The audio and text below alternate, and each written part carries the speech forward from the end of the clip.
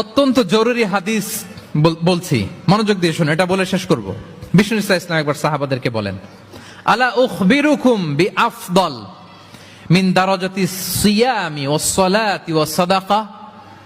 সাহাবাদেরকে বলেন, ও সাহাবারা, নামাজের চেয়েও, রোজার চেয়েও, দান খয়রাতের চেয়েও একটা বড় ইবাদত আছে, এটা কি আমি কি তোমাদের বলবো না?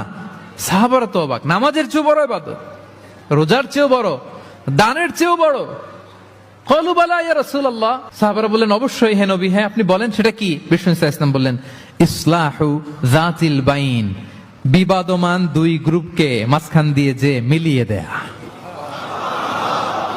নামাজের চেয়েও বড়, রোজার চেয়েও, সাদাকার চেয়েও বড়, মিলাইয়া দেওয়া। আমরা মনে করি সেজদা দিতে দিতে কপালে দাগ ফেলে দিছি, এটাই তো বড় ইবাদত।